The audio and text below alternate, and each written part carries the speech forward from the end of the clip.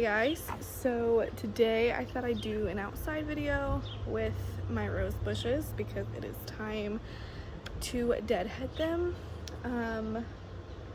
We are about to go on a trip and it was on my to-do list to deadhead my roses before we left. I've severely neglected them this summer. They have bloomed once and I have not deadheaded them yet. So I wanted to get that done before we left for our trip.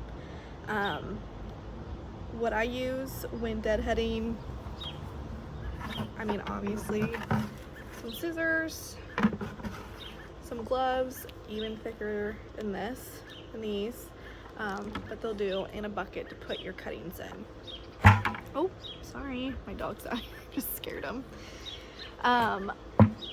And after we deadhead, I'm going to show you what I use to kind of get rid of the Japanese beetles. I have issues with Japanese beetles every stinking year. They are so annoying.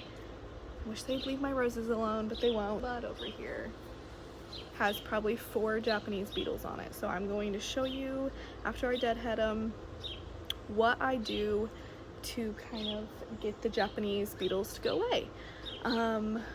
I finally found a method that works. I use it on my flower patch out at the farm, and it has worked so well this summer. So I'll show you what I do after we deadhead. Okay, so when deadheading your roses, all you need to look for are the first 5 leaf stem on your rose, and then you cut it. I always cut at an angle, cut it right before that 5 leaf stem. Let's snip it, and then I toss it in the bucket. Simple as that. That is where it will rebloom. So right here, 1, 2, 3, 4, 5. I'm going to snip it right before that stem.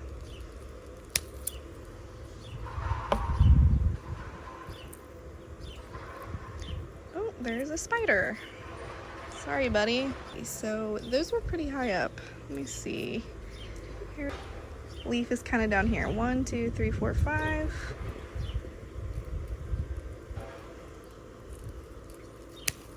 That is all you gotta do. Look for, some of them might be a little smaller. This one's kind of a sad 5-leafer, but a 5-leaf nonetheless. Snip. I do that to all my bush. I have quite a large rose bush. So, and then I also have one over here too. So it's quite simple. It's easy, it just is time consuming. So that is what I'm going to be doing for the next hour or so, and then I will show you how I treat for the Japanese beetles.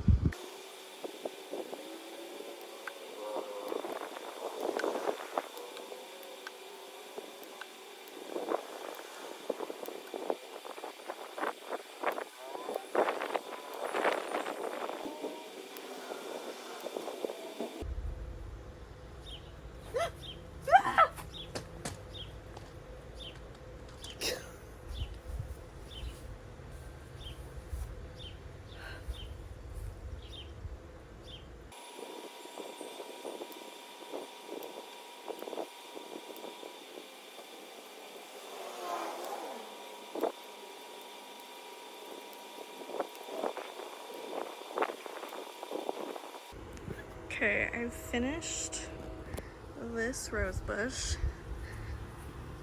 I filled up a whole bucket full, so now I did want to show you that down here, when you see red, it'll focus, maybe not. When you see this red on the leaves, that means a new bloom. So that means it is alive and it's telling you a new bloom is going to be coming soon. So, a little fun fact. So now I'm going to show you what I do to get rid of the beetles. This is the only thing that I have been able to find that actually works. We have beetles every single year. I think I've used, you know, 7, whole bunch of stuff. But this is what I found that works. And it's organic, so it's even better. This is diatomaceous earth, and I make sure I get the food grade. I got this from Amazon.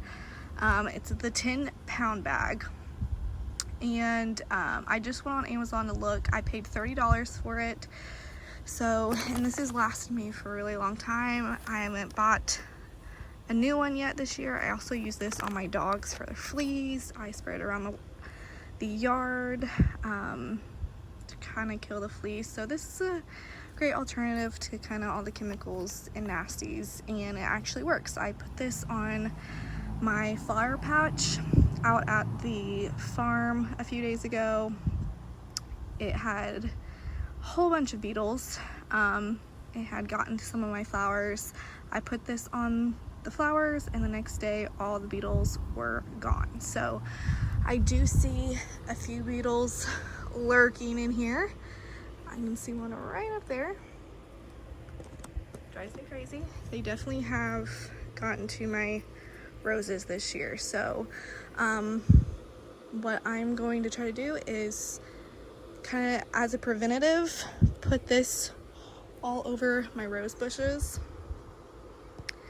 to kind of prevent them from doing this damage at all. So even if they have gotten to your rose bushes, throw this on there and they will be gone within a day. At least that's what I have experienced. But I'm gonna kind of be using it as preventative now because I don't really see a ton of beetles, but I don't want them to come when my roses are about to bloom. So, or when they do bloom and then eat them and ruin it all. So I'm gonna be using this as a preventative. What I'd like to do, I put it in this Dawn dish soap bottle and use it as a little sprayer. So it's really nice.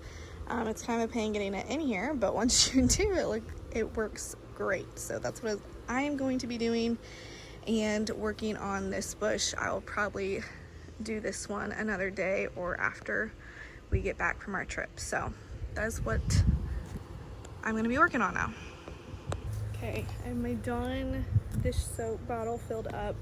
This is really messy, which is why I get the food grade, because it's organic and it won't hurt me if it's on my skin or I eat it, or even if my dogs lick it or whatever, it won't hurt you. The only thing is you want to be careful about not breathing this in, because diatomaceous earth is seashells ground up and can damage your lungs if you breathe it in. So that's the only thing that I'm going to warn you about.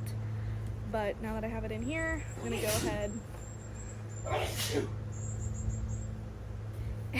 and put it all over my rose bushes.